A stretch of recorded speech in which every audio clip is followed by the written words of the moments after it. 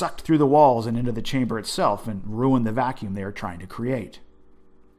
If you were able to reduce the air pressure further inside a chamber, then you are getting into the quote-unquote ultra-high vacuum classification. This is 10 to the negative 9 torr and above, which is approaching the level of vacuum we are told exists on the surface of the moon, which is an astonishing 10 to the negative 11 torr, which is the numbers 100 million times stronger of a vacuum than the Kármán line. Now, those numbers were given, but perhaps those are just estimates, since we've never been there and can't simulate that here on Earth.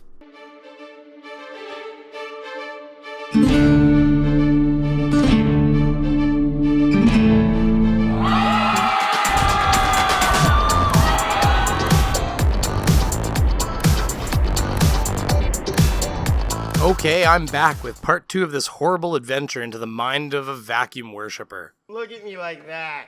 We just can't. No. No! Okay, just one time. Man, I just spent a few days working on a video for Fight on that guy, and he's the same problem going on as Paul here. The only difference is Mr. Paul thinks people like that guy are part of the government disinformation campaign. With so many varieties of flat earther, it makes me wonder if we shouldn't start some sort of flat earth kennel club or something. We can then certify them like breeds. You got your mustache twirlers, your vacuum worshippers, curvatures caused by compression guys, yada yada yada. And none of them can agree on a thing except for their contempt for Bob and his incessant need to prove the globe for us. Is because there are places on Earth, believe it or not, that the gravity varies slightly from one place to another, okay, or the downward pulling force. And believe me, guys, I hate using the term gravity as much as you do. And obviously, because it's a laser interferometer, and we have covered how interferometry works, it is unbelievably accurate. Saying that a 10,000th of a width of a hair is nothing for this thing, I mean, it's way, way, way accurate. So essentially, what it's measuring, again, is this acceleration force that's going downwards. And it varies from place to place. Gravity, or buoyancy and density have no role in this whatsoever, because it is doing this acceleration through this tube that is completely evacuated. It is a vacuum. So it goes at 9.8 meters per second squared? Roughly, and they say that, yeah, roughly. Plus of course or minus. It doesn't, because it is made on Earth and it's an evacuated tube, so it's not as strong as a vacuum. So they can't. So I mean, as far as it being accurate, it's created here on Earth. And I don't understand how you can say there's no density, or you said there's no density involved. There's something dropped. There isn't. The medium is a vacuum, Jaron. There's no density involved. But no, what is dropped in it? I don't know, some sort of a metal object. Right, and I'm sure that metal object has density. Of course it does, but it's traveling through. Hold on, let's just Jaron, don't do semantics here. Yes, semantics. I said that the object is dropping through it. That's correct. Right. But what it's dropping through is no medium. Okay? There's nothing, in other words, like the cherry has. Can it be calculated? Yes. Can it be calculated? Okay, then that's all you need. So relative density explains it. You have an item that falls in an evacuated tube at a certain speed. You can calculate it. You can program it with 9.8 meters per second. You can program it with weight as whatever, and it will give you a reading. It's very accurate. Okay, great. So then how do you explain then that it gives you a different reading in a different place on Earth that has a slightly different gravitational constant? How do you explain that with buoyancy and density? I have no idea. It's your problem. You didn't win. Okay, that was fun. Or interesting, as Jaron would say. Interesting. Interesting there. But let's get back to Pervert on the Plane, or whatever his name was. It's, Paul, that's right. Well, if you saw part 1 of this adventure, you have an idea of where we were. Paul was just getting into the seals that make it all possible, and I feel he was going to talk about the inability of them to hold a complete seal.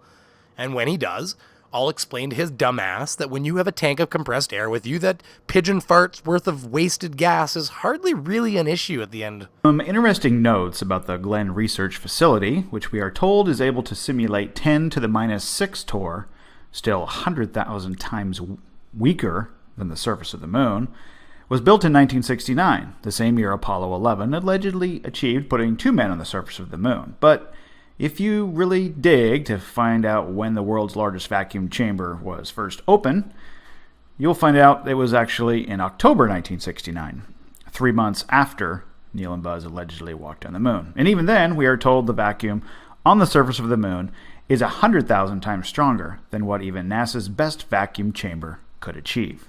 Paul, it's fucking pigeon farts, Paul. 100,000 times more nothing is still just nothing. Jesus Christ. Once you reach even the quote-unquote high vacuum classification, this is what we are told the Glenn Research Facility can achieve, 10 to the negative 6 torr. You need vacuum seals like these. On the left, which are metal and comprised of one-time use materials. They are needed to seal in a high vacuum area. On the right are the helmets seals of the Apollo missions. The latch fits in the groove for easy installation. The connection does not have the capability to compress the seal and logically would not function even in a low vacuum. Okay, so this is where the lack of understanding becomes more obvious. What I love is that Pat here, Paul, that's right. See you later, Thor. Trent. Sorry, Troy. Paul here has laid down the hammer. These metal-on-metal locking ring seals wouldn't do shit in a low vacuum environment. What I'm willing to bet is that Paul has never dealt with vacuums, pressure, or apparently even a garden hose, as he lacks an appreciation for the difference between keeping pressure in and keeping pressure out. And it's also different when you're dealing with pressurizing something with a teeny tiny leak in it and keeping absolutely every single molecule out. I suspect you're either purposely ignorant, since you now make a small living from this, or you're actually that dumb. That seal wouldn't need to be compressed at the point of locking, as it would become compressed upon exiting the craft. Once you expose that suit to a larger pressure inside than outside, they seal up.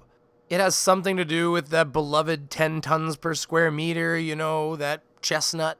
Why is it that the pressure force works in your favor, but cannot be turned around to work in our favor? You see, mankind has been making pressure in different forms for more than a bit. He's been dealing with vacuums for a bit shorter of a period of time. We're really good at keeping pressure inside things. We're arguably not as good at keeping pressure out. The other thing you need to keep in mind is that keeping a few errant molecules of air out of something we're actively trying to remove said molecules from, while sitting inside the pressure zone, is not exactly easy. I would ask you, Paul, where the extra molecules are coming from, but we all know the answer is our atmosphere. Now, based on the scale of our planet, you can guarantee that for all intents and purposes, this is basically an infinite supply of pressurized air around our vacuum chamber. And as you so cleverly added already, sealing that is a bitch, and we cannot currently. You're correct in that. But now let's reverse this. Put the vacuum on the outside and the pressure on the inside. If you reused your carbon dioxide and just added a bit of oxygen from a compressed tank, it would sure extend your air supply. It might even extend it far enough along that a few pigeon farts worth of air escaping would hardly be seen as an issue. One of my nitrogen containers has 5,000 psig in it. I go to AC units all day long that have teeny tiny leaks that have taken 6 years from the point of installation to leak out. And it's all because somebody didn't tighten the cap. And we're only talking about 3 pounds of liquid refrigerant. Some of these leaks are tiny, and these systems are rocking 400 psi on the high side. I have a digital refrigerant sniffer, and if I go to a house and it has a pressure below 50 psig in its system, I'll actually have a hard time finding that leak without pressing nitrogen in there to force it out. However, if I go there and there's 150 or 100 and something psi in there, I can usually detect that when I walk in the front door of the house with my sniffer, and it freaks out when it smells the air in their house.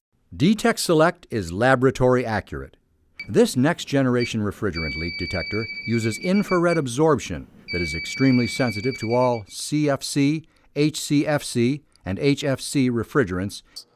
And this still took 6 years to leak out. Some of them go quicker towards the end, but that doesn't matter.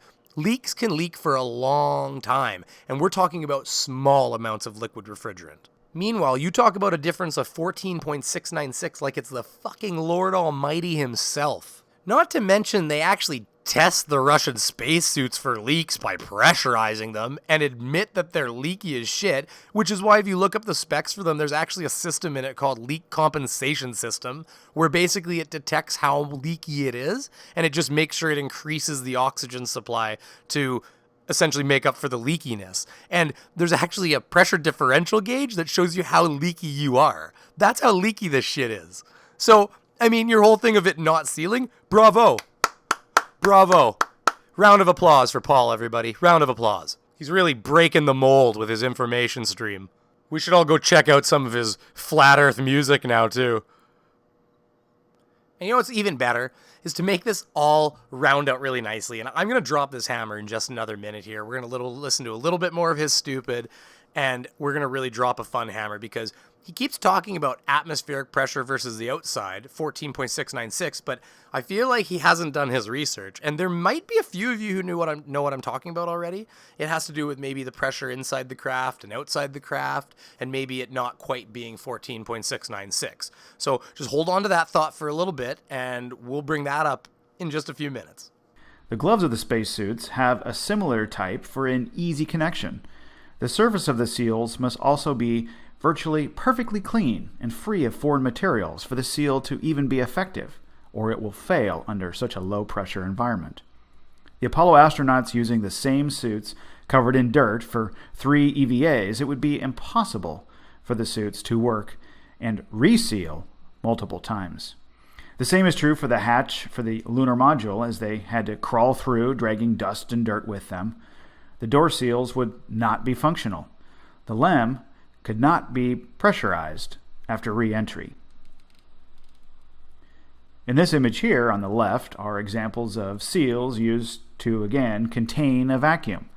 On the right is Neil Armstrong's glove. The connection that holds the glove to the suit are just like a door latch that pushes out into a channel.